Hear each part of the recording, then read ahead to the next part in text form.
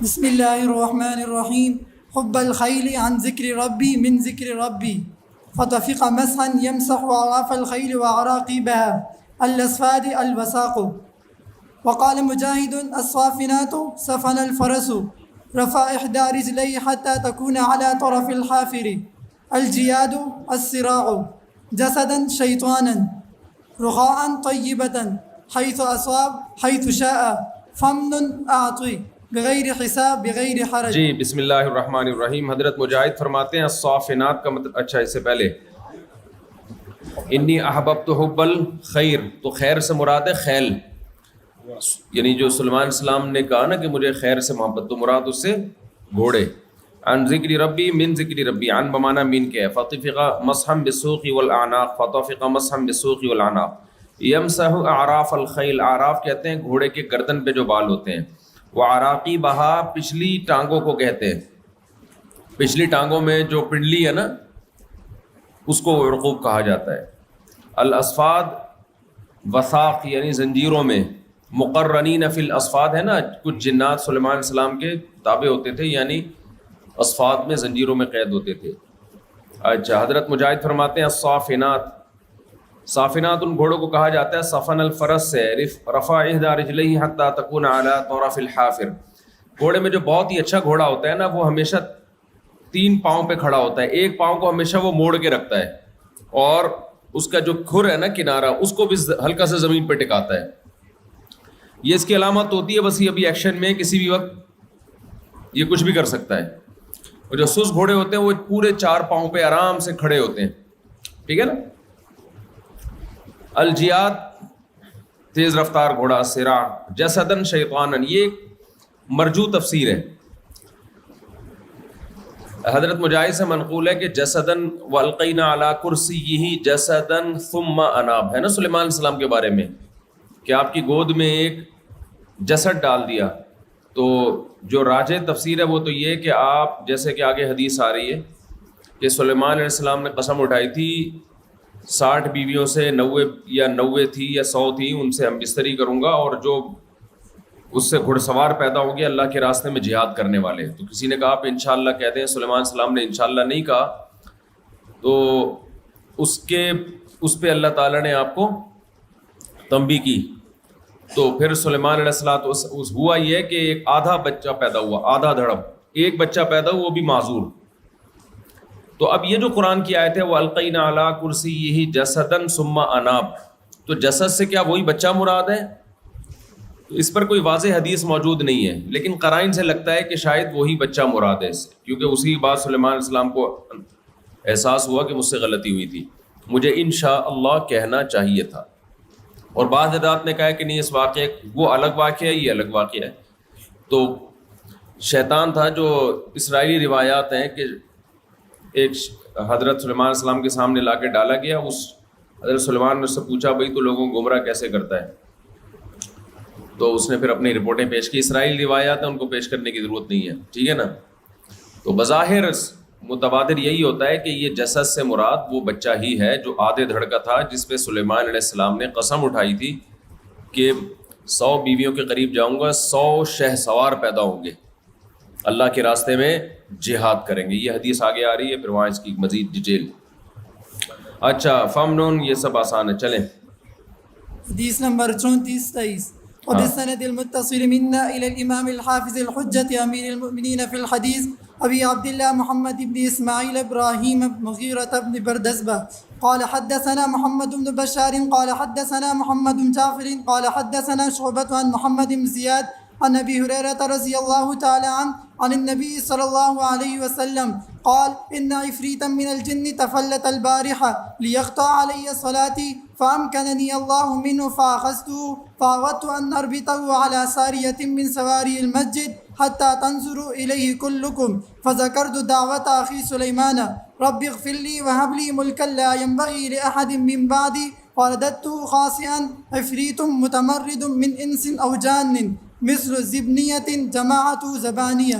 جی حضرت ابو ہریرہ رضی اللہ عنہ سے روایت ہے کہ نبی صلی اللہ علیہ وسلم نے فرمایا کہ جنات میں کوئی عفریت کہتے ہیں سرکش، اور چونکہ اس عام طور پر طاقتور جنات ہی سرکش ہوتے ہیں، اس لیے طاقت کا معنی بھی کیا جاتا ہے اس کا، عفریت بہت طاقتور پاورفل جن. تو ایک سرکش جن تفلت البارحہ، تفلتہ کا اصل معنی ہوتا ہے چھوٹ جانا، کسی قید سے آزاد ہو جانا، لیکن تفلتہ کا صلہ جب علا ہے تو اس کا معنی ہوتا ہے حملہ کرنا. صحیح ہے. البارحہ گزشتہ رات، گزشتہ رات ایک جن نے حملہ کیا، لیقطع علی صلاتی، تاکہ وہ میری نماز کو میں خلل پیدا کرے. پھر آپ صلی اللہ علیہ وسلم نے فرمایا فَأَمْكَنَنِيَ اللَّهُ مِنْهُ فَأَخَذْتُهُ، اللہ نے مجھے اس پہ قدرت دے دی اور میں نے اس کو پکڑ لیا. فَأَرَدْتُ أَنْ أَرْبِطَهُ عَلَى سَارِيَةٍ مِّن سَوَارِ الْمَسْجِدِ، میں نے ارادہ کیا اس جن کو لے کے مسجد نبوی کے ستون سے باندھ دوں، یہاں تک کہ تم سب اس کی طرف دیکھ لو. لیکن مجھے سلیمان علیہ السلام کی وہ دعا یاد آئی، دعویٰ سے مراد ان کی دعا. ان کی دعا یہ تھی رب اغفر لی، اے اللہ مجھے معاف کر دے، وہب لی ملکا لا ینبغی لاحد من بعدی، ایسی سلطنت دے جو میرے بعد کسی کے لائق نہ ہو.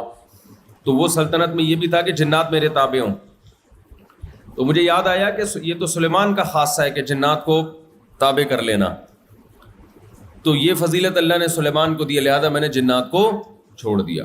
فرددتہ خاسیا، وہ رسوا ہو کے اس کو میں نے چھوڑ دیا، اس حال کے رسوا ہو کے چلا گیا. رسوا کا مطلب نامراد ہونا، اپنے مراد میں کامیاب نہ ہونا. تو مراد اس کی تھی نبی صلی اللہ علیہ وسلم پہ نماز کو خراب کرنا، تو وہ اس مراد میں نامراد ہو گیا.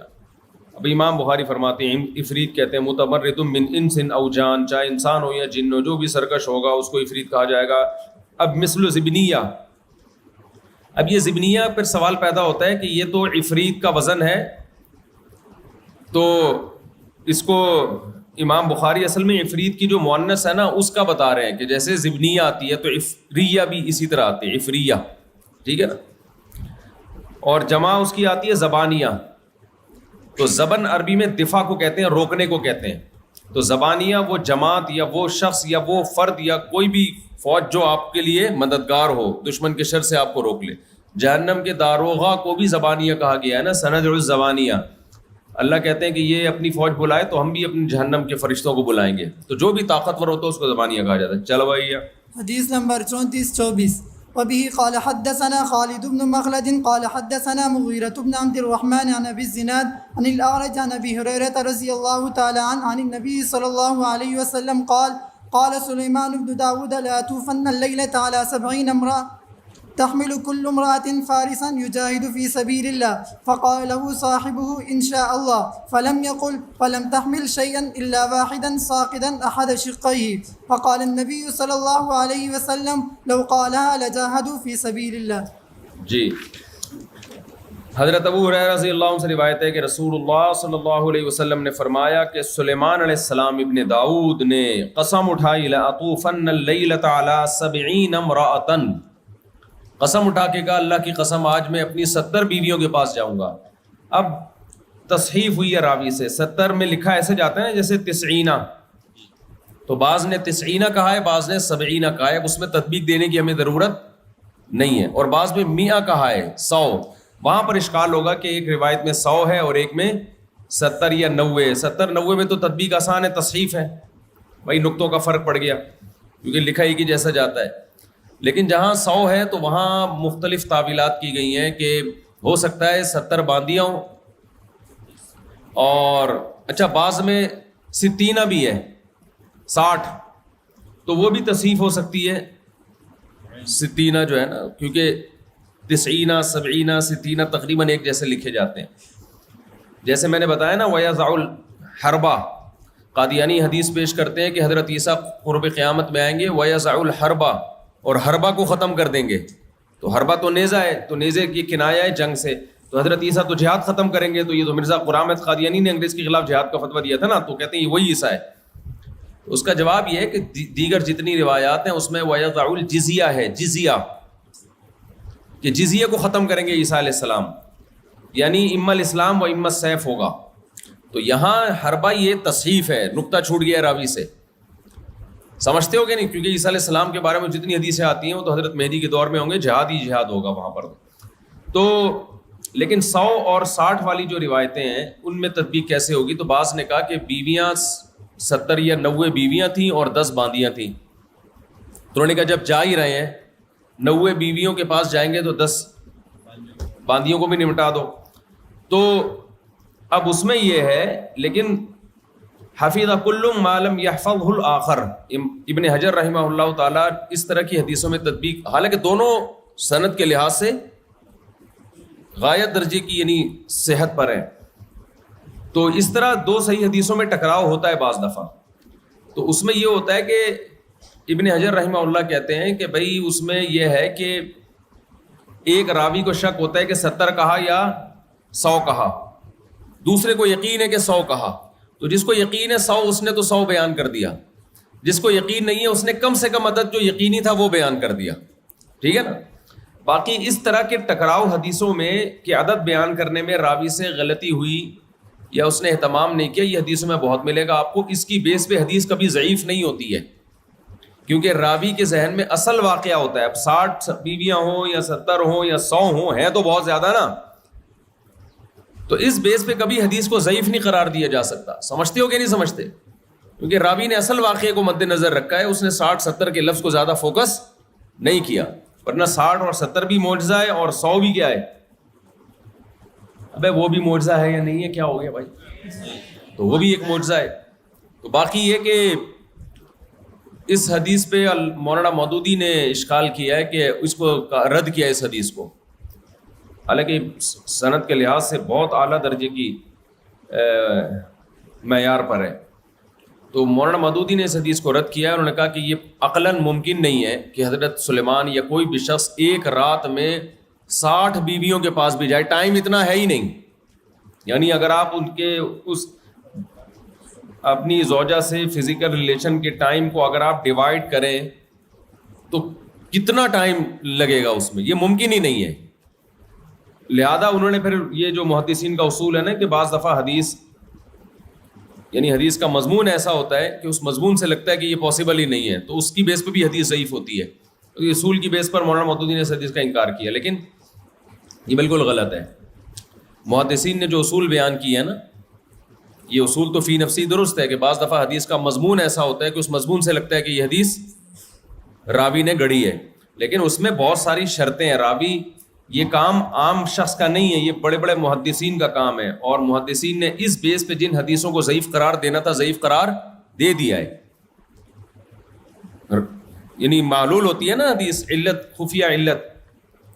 باقی یہ عقل سے بعید نہیں ہے. پیغمبروں کے واقعات اس طرح کے محیر العقول واقعات سے پیغمبروں کی سیرت بھری ہوئی ہے. تو یہ عقلاً تو 4 بیویوں یا 6 بیویوں سے بھی تقریباً ناممکن ہے، 6-7 بھی کسی کی بیویاں ہوں. جبکہ صحیح بخاری میں نبی صلی اللہ علیہ وسلم کا ایک رات میں اپنی 9 بیویوں کے پاس جانا ثابت ہے. تو یعنی اصولی طور پر تو وہ بھی ممکن نہیں ہے، جبکہ نبی صلی اللہ علیہ وسلم کی خوراک کتنی تھوڑی تھی، روزوں پہ روزے، اور ایک ٹائم کھایا ایک ٹائم ناغا، اور جس ٹائم کھایا اس ٹائم بھی بہت تھوڑا سا کھایا، چند نوالے کھائے. تو ابن حجر رحمہ اللہ نے لکھا ہے کہ یہ بھی نبی صلی اللہ علیہ وسلم کے معجزات میں سے کہ انتہائی کم خوراک میں، اور عمر کی اب کتنی ہو گئی ہے؟ 60 سال. 60 سال کی عمر میں انتہائی کم خوراک میں ایک رات میں 9 بیویوں کے پاس جانا. تو یہ پیغمبروں کو اللہ غیر معمولی طاقت بھی دیتے ہیں، اور اس کا معجزے سے بھی تعلق ہے، یہ معجزاتی طور پر، اور وقت میں برکت. پیچھے حدیث گزری ہے کہ داؤد علیہ الصلوۃ والسلام 10-15 منٹ میں پوری زبور ختم کر لیا کرتے تھے. تو مولانا مودودی نے اس حدیث کا انکار نہیں کیا. سمجھتے ہو کہ نہیں سمجھتے ہو؟ حالانکہ وہ بھی ناممکن ہے 5 سے 10 منٹ میں. تو پھر جب وہ ممکن ہے تو یہ ممکن کیوں نہیں ہے؟ تو اس بیس پہ اگر ہم حدیثوں کا انکار کرنا شروع کر دیں تو یہ تو ایک تحریف کا دروازہ کھل جائے گا.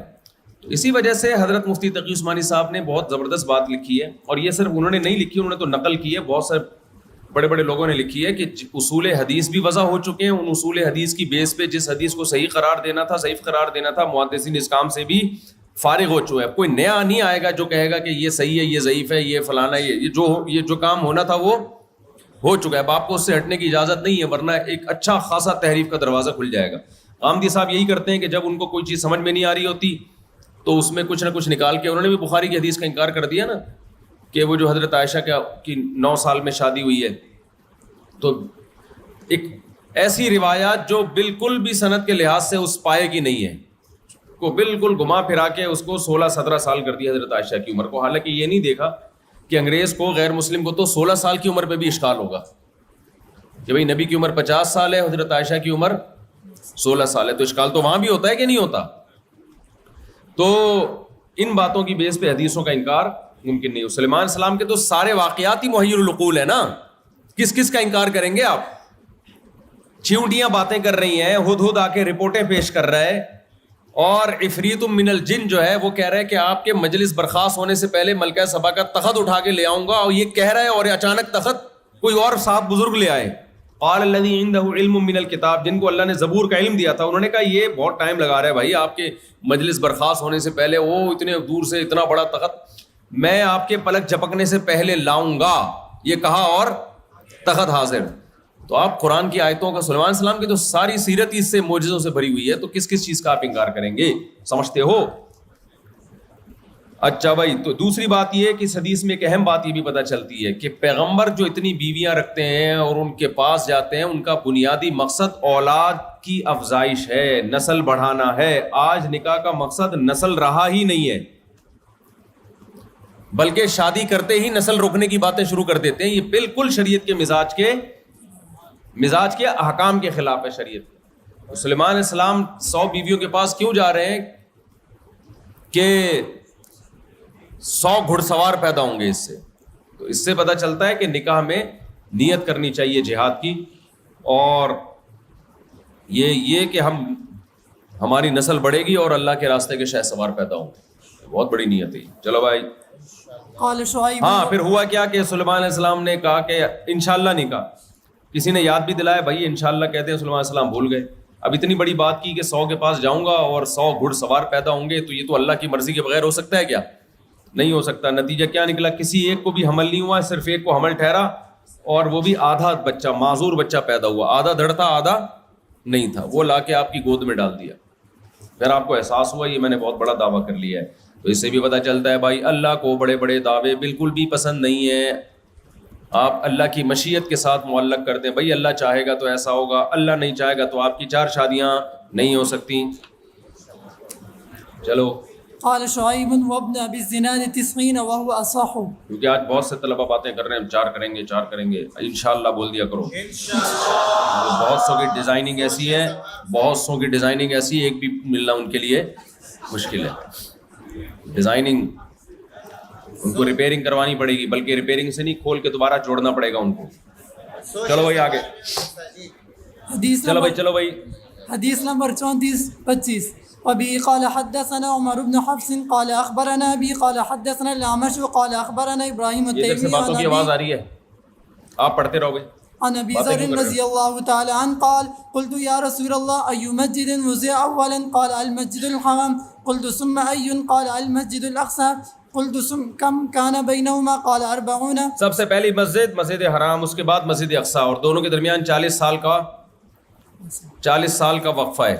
سوال پیدا ہوتا ہے کہ مسجد حرام تو ابراہیم علیہ السلام نے بنائی, اور مسجد اقصی تو سلیمان علیہ السلام نے تعمیر کی نا, ہیکل سلیمانی جس کی آج یہودی بھی پیچھے پڑے ہوئے ہیں, تو ان میں تو 40 سال نہیں, میں تو بہت لمبا ٹائم ہے.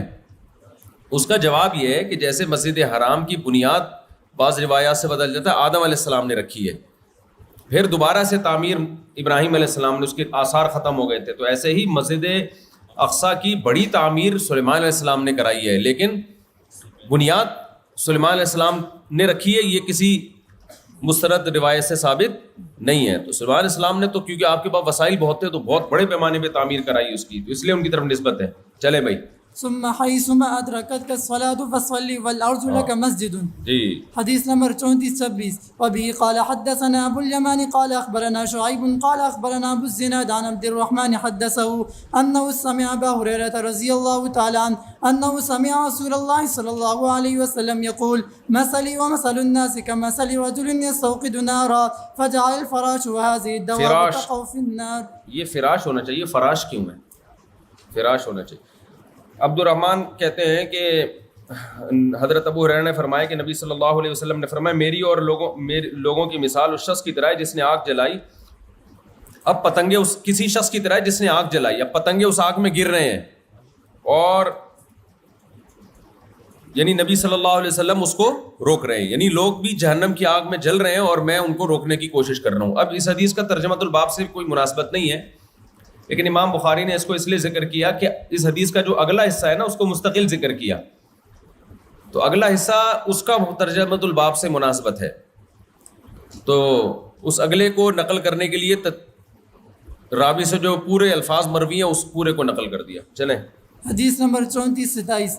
قال وكانت امرأتان معهما ابنهما جاء الذئب ابناہما مع ابنهما چلو ہو گیا معهما ابناہما جاء الذئب فذهب بابن إحداهما فقالت صاحبته إنما ذهب بابنك وقالت الأخرى إنما ذهب بابنك فتحاكمتا إلى داود فقضى به للكبرى فخرجتا على سليمان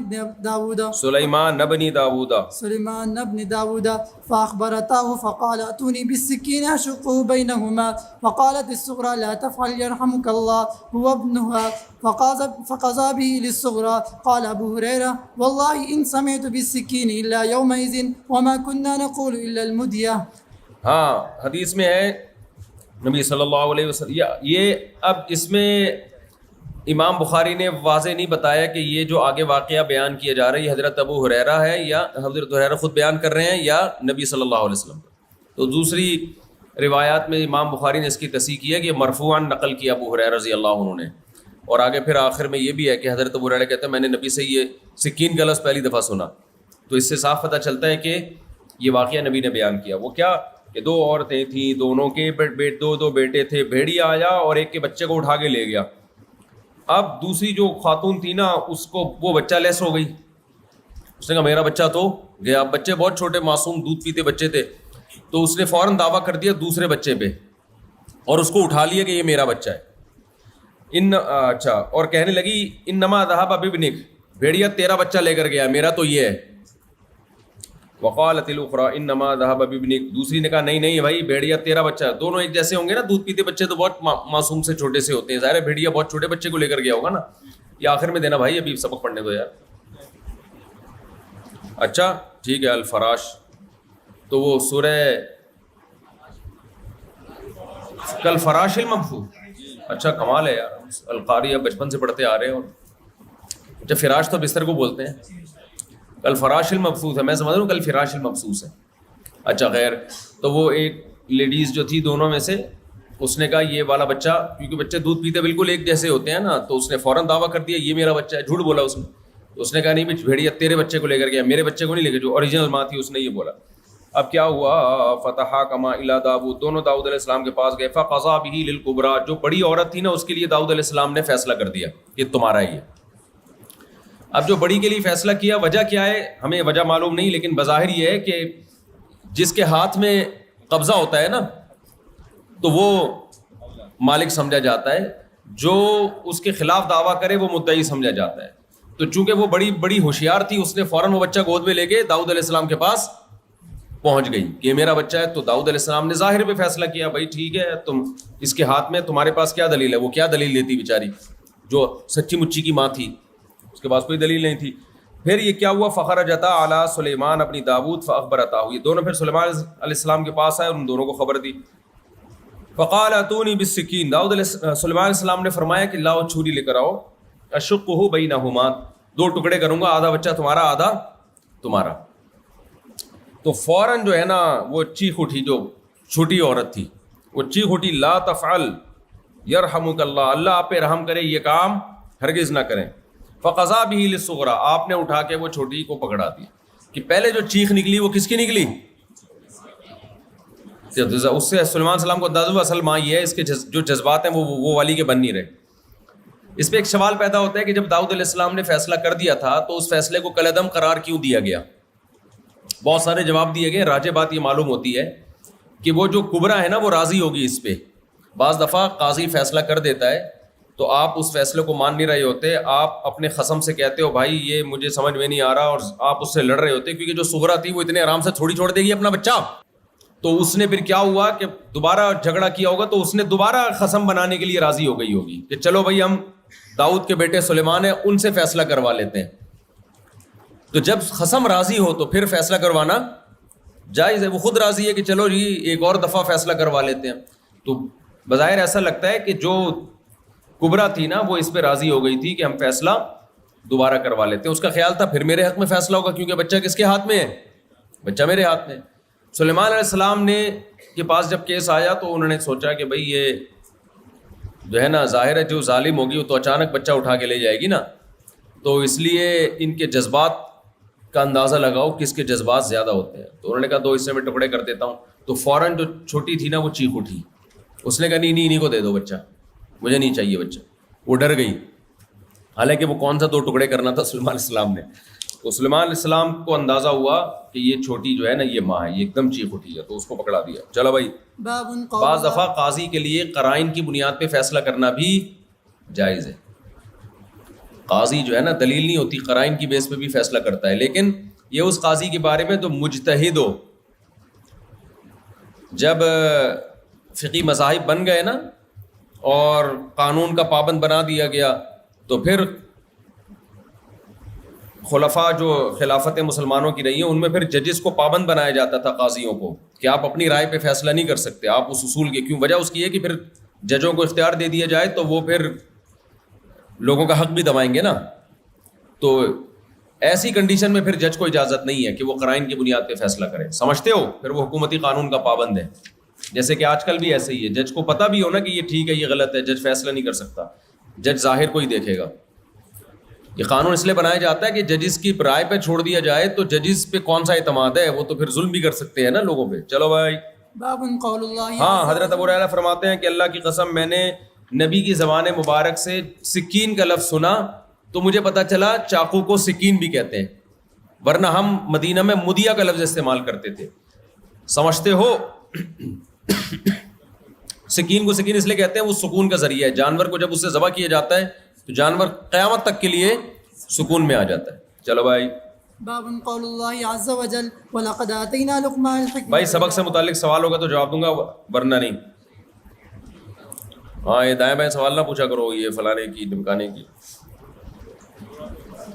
جلدی دے دے میرے بھائی, تو اتنا تر تو پہلے خود پڑھ لو. استاد جی آپ کے درس میں متاثر ہو کے 100 شہ سوار پیدا کروں گا انشاءاللہ. یہ صاحب کہہ رہے ہیں میں بھی. کون ہے یہ؟ کون ہے بھائی 100 شہ سوار پیدا کرے گا؟ کون ہے بھائی؟ اس کے لیے آپ کو ابھی سے 4 شادیاں کرنی ہیں اور ہر ایک بیوی سے 25 بچے. تو ایسی بیوی کہاں سے لاؤ گے مارکیٹ میں؟ ہے پہلے سے ہیں 4. 100 کی نیت کرو, 40-50 تو ہو جائیں گے انشاءاللہ. اس پہ فیملی پلاننگ والے کہیں گے پاکستان میں پہلی غربت ہے, غربت میں اضافہ کر رہے ہیں. تو میرا بیان ہے, ابھی اتوار کو اپلوڈ ہو جائے گا, جمعے کو اپلوڈ ہو جائے گا. اس میں پوری اس کی ڈیٹیل میں نے بیان کی ہے کہ غربت میں اضافہ ہوگا کہ کمی ہوگی. کسی عالم کو ایک مسئلے میں اپنے مسئلے کے دلائل کا دوسرے مسئلے دلائل مسئلہ تو اس قول پر عمل کرنا چاہیے. جو مجتہد ہے نا, مجتہد وہ کسی کی تقلید نہیں کرتا. آج کل کے علماء میں کوئی مجتہد نہیں ہے. جو مجتہد ہونے کا دعویٰ کرتے ہیں اتنے بڑی مسٹیک کر رہے ہوتے ہیں کہ آپ کی سوچ ہے. تو اس لیے پابند ہو آپ ایک فقہ کے جو مجتہدین سے متواتر کے ساتھ منقول چلے آ رہے ہیں, اور تواتر کے ساتھ 4 فقہ ہی چلے آ رہے ہیں. تو آپ کو ان میں سے کسی ایک کو فالو کرنا پڑے گا. اپنی فنڈر گیری آپ اپنے پاس رکھیں. اور جو یہ دعویٰ کرتا ہے نا میں مجتہد ہوں, میری اتنی زبردست تحقیق ہے, مجھے کسی مجتہد کو فالو کرنے کی ضرورت نہیں, اس کو ہمارے پاس لائیں, 2 منٹ میں انشاءاللہ ہم بتا دیں گے کتنے پانی میں. بڑے بڑے علامے میں نے دیکھے ہیں جنہوں نے کسی مسئلے میں دعویٰ کیا اور اتنی بڑی مسٹیک کی ہے ان لوگوں نے. تو یہ دعویٰ ابن تیمیہ رحمہ اللہ تعالیٰ نے کیا تھا, اور وہ شاید اس کے حل بھی تھے کہ وہ دعویٰ کرتے. لیکن اس وقت علماء نے جب ان سے بہت بڑی مسٹیک ہوئی, تو یہ جو دعویٰ کیا نا علماء نے کہ مجتہدین کا دروازہ بند ہو چکا ہے, اہل حدیث کہتے ہیں اس پہ قرآن و حدیث سے دلائل لے کر آؤ. یہ قرآن و حدیث سے نہیں, یہ مشاہدے سے پتہ چلتا ہے کہ اب جو مارکیٹ میں جس ٹائپ کے مجتہدین آ رہے ہیں وہ مجتہد ہیں نہیں, ان کے دعوے ہیں. تو آپ کو اگر کوئی چیز لگ رہی ہے تو یہ آپ کے دماغ کا کیا ہے, آپ کے دماغ کا بھی فالٹ ہو سکتا ہے, آپ کا علم ناقص ہے. کتنی چیزیں ہمیں جب ہم طالب علم تھے وہ غلط لگتی تھی مجتہدین کی, ہمیں لگتا تھا یار یہ 100% غلط ہے, بعد میں پتہ چلا یہی 100% صحیح ہے, ہم غلط تھے. تو آپ ابھی کلابازیاں کھاتے رہو گے. اس کی مثال ہے جو میڈیکل کالج میں ڈاکٹر پڑھ رہا ہو یا پڑھ لیا ہو اور وہ بڑے ڈاکٹروں سے اختلاف کرنا شروع کر دے تو اس کو اختلاف کا حق نہیں دیا جائے گا. سینئر ڈاکٹر کہیں گے بیٹا تم ابھی بچے ہو, ابھی تم جو ہے تھوڑا سا کچھ ہمارے ساتھ بیٹھو, پھر تمہارے اندر وہ صلاحیت پیدا ہوگی. اس کا نقصان کیا ہوتا ہے؟ نقصان یہ ہوتا ہے ادھر سے ایک مولوی پیدا ہوا, اس نے کوئی نیا فتویٰ دیا, ادھر سے دوسرا پیدا ہوا, عوام کا بیڑا غرق. عوام کہتی ہے وہ کیا فتویٰ دے رہا ہے, وہ کیا فتویٰ دے رہا ہے, ہر آدمی محقق بنا ہوا ہے. ہر شاخ پہ الو بیٹھا ہے، انجام گلستان کیا ہوگا؟ باغ کا انجام کیا ہوگا جس شاخوں پہ الو بیٹھے ہوئے ہیں ہر شاخ پہ؟ حضرت عیسیٰ کب آئیں گے؟ تو اس وقت جہاد جدید اسلحے کے ذریعے ہوگا. میں نے ایک اسکالر کو سنا کہ آخری دور میں ٹیکنالوجی نہ کام ہو جائے گی. حضرت عیسیٰ جب آئیں گے، حدیث میں آتا ہے نیزہ لے کے دجال پہ حملہ کریں گے. تو اب اس میں سوال پیدا ہوتا ہے، نیزہ تو حضرت عیسیٰ بم کیوں نہیں چلائیں گے بھائی، ٹینک کیوں نہیں چلائیں گے؟ تو دو جواب دیے ہیں کہ عین ممکن ہے دنیا میں اتنی بڑی جنگ ہو کہ دوبارہ ہم گھوڑے گدھے گھوڑوں پہ آ جائیں دوبارہ، اور اتنے لوگوں کے پاس ابھی اسلحہ آ گیا ہے نا کہ دوبارہ اگر ورلڈ وار ہو گئی نا تو اتنی تباہی دنیا میں پھیلے گی کہ ساری ٹیکنالوجی کی ایسی کی تیسی ہو جائے گی. عین ممکن ہے. لیکن زیادہ راجح بات یہ ہے کہ نبی صلی اللہ علیہ وسلم ہم سے ہماری زبان میں بات کریں گے نا. تو نیزے سے مراد ہے جو بھی لڑائی کے اس دور کے سوٹیبل آلہ ہو، گھوڑے سے مراد ہے جو بھی سواری ہو. اگر آپ صلی اللہ علیہ وسلم کوئی ایسی چیز کا نام لیتے جو صحابہ اور عرب آشنا ہی نہیں تھے تو وہ کیا کہتے؟ یہ پہلے اس کو ثابت کرنا پڑتا. تو اس لیے ہم سے ہماری زبان میں نبی صلی اللہ علیہ وسلم نے بات کر کے ہمیں سمجھایا ہے. گھوڑا یہ راجہ بات معلوم ہوتی ہے. جلدی ہونے میں میاں بیوی جائز ہے بھائی. چلو بھائی اور کوئی سوال؟ چلیں آگے حدیث مکمل کریں یار. کلاس میں کچھ مہمان موجود ہیں، اگر جن کو پکڑنا سلیمان السلام کی دعا کے مطابق بلکہ ہاں، تو پھر آج کے جو عامل جن کو پکڑتے ہیں تو کیا یہ جھوٹ بولتے ہیں؟ یہ کہہ رہے ہیں حدیث میں تو آتا ہے سلیمان السلام کی دعا مجھے یاد آئی میں نے جن کو چھوڑ دیا. تو آج کے عاملوں بھی تو جن کو گرفتار کرتے ہیں. یہ بخاری میرے سامنے ہے، یہ ایک نمبر کے کذاب، ایک نمبر کے جھوٹے ہیں. ان کا باپ بھی کبھی جن کو نہیں پکڑ سکتا، بلکہ جنہوں نے ان کو پکڑا ہوا ہوتا ہے. یہ بتا دوں، یہ جنات نے ان پہ قبضہ کیا ہوا ہوتا ہے، جنات ان کو گھما رہے ہوتے ہیں. اور میں جن عاملوں کی بات کرتا ہوں بار بار میرے بیان کو لوگ غلط لے کے جاتے ہیں، کہتے ہیں اصل میں مفتی صاحب 2 نمبر عاملوں کے خلاف ہے. بالکل جھوٹ ہے، میں 1 نمبر عاملوں کے خلاف ہوں. ہاں، یہ مجھے میری بات کو نا ویلیو گھٹا نہیں دیا کرو کہ 2 نمبر عامل ہیں، اصل میں ایکچولی ہے ٹوپی ڈرامہ. یہ 1 نمبروں کے خلاف ہوں میں. یہ 1 نمبر بھی 2 نمبر ہی ہیں. کوئی جن بن کو نہیں پکڑ سکتا، جنہوں نے ان کو پکڑا ہوا ہوتا ہے. ہاں، یہ بات ضرور ہے کہ جنات کو میسج دیا جاتا ہے، کچھ الٹے کام کیے جاتے ہیں جس سے جن پھر شیطانی کام کر کے یہ چاہتا ہے کہ پھر آپ وہ الٹا کام دوبارہ کرو. آپ وہ ایک پورا بیان ہے میرا، وہ جادو کی حقیقت وہ سن لیں. تو جنات بعض دفعہ کام کرتے ہیں، آپ کوئی ان کو میسج دیتے ہیں تو وہ میسج پورا کرتے ہیں. کیوں کرتے ہیں؟ تاکہ فساد پھیلائے، لوگ شرک کی طرف آئیں، لوگوں کا اعتقاد بڑھے اور آپ اور وہ الٹا کام کریں جو آپ نے پہلے کیا ہے، یعنی غلط کام کریں. آپ تو تابع نہیں ہوتے کہ جہاں میسج دیا ادھر چلا جائے گا آپ کے کہنے پر، جیسے سلیمان علیہ السلام کے تابع تھا. ایسا نہیں ہوتا. سمجھتا ہے کہ نہیں سمجھتا؟ تو یہ عاملوں کے تو چکر میں پڑا ہی نہ کریں بالکل. بعض عامل نیک ہوتے ہیں، بار بار بتاتا ہوں، لیکن ان کی اوپر کی کھوپڑی کیا ہوتی ہے؟ وہ عملیات کر کے نا آؤٹ ہوتی ہے. میں آپ کو صحیح بات بتاؤں، دیکھو ہمیشہ جو ہے نا بالکل لاجک کی بات کیا کرو. کسی کو بزرگ سمجھو ہی نہیں. سارے مسائل وہاں کھڑے ہوتے ہیں جب آپ لوگوں کو بزرگ سمجھنا شروع کر دیتے ہو. بزرگ نہیں سمجھو، کوئی نیک سمجھو بس. بزرگ سے میری مراد ہے وہ بزرگ نہیں جس کو لغت میں بزرگ، جس کو آج کل کی اصطلاح میں بزرگ کہا جاتا ہے. بہت اہم پوائنٹ ہے اس کو، یہ ٹو بی نوٹڈ ہے. آج کی دیکھو شریعت کی اصطلاح میں بزرگ کا مطلب نیک آدمی. وہ آپ بھی ہو سکتے ہو، یہ بھی ہو سکتا ہے نیک ہو سکتا ہے یہ نیک آدمی ہو، تو یہی بزرگ ہے یار. عمر زیادہ ہو جائے گی، تجربہ زیادہ ہو جائے گا تو اس کو ہم پھر اس نیک کو بزرگ کہیں گے. بھائی ایجڈ ہو گیا، تھوڑا سا اور تھوڑا سا تقویٰ پیدا ہو گیا. تو شریعت میں تو بزرگ کس کو کہا جاتا ہے؟ نیک آدمی کو. تو وہ تو کوئی بھی ہو سکتا ہے نا. نیک آدمی کوئی فوجی بھی ہو سکتا ہے، کوئی جج بھی ہو سکتا ہے، کوئی عالم بھی ہو سکتا ہے، کوئی تبلیغ والا بھی ہو سکتا ہے. لیکن لوگوں کی نظر میں جو بزرگ کا کانسیپٹ ہے نا کہ بزرگ کوئی ہے کچھ جو سمجھ رہے ہو نا، تو وہ نہیں ہوتے مارکیٹ میں. وہ کسی کو نہیں سمجھا کرو. ابے سمجھ میں آ رہا ہے کیا کہہ رہا ہوں؟ وہ کسی کو نہیں سمجھا کرو وہ والا بزرگ جس کو لوگ کیا سمجھتے ہیں وہ بزرگ کو نیک آدمی ہے، گناہوں سے بچتا ہے، فرائض وہ وہی بزرگ ہے، بس اتنا کافی ہے. تو نیک آدمی. اور زیادہ جو فن خان بنا ہوا ہے نا، میں بزرگ زیادہ ٹوپی ڈرامہ چلا رہا ہے. وہ صحابہ میں بزرگ کیسے تھے؟ گھوڑے سے تیز دوڑتے تھے کہ نہیں دوڑتے تھے؟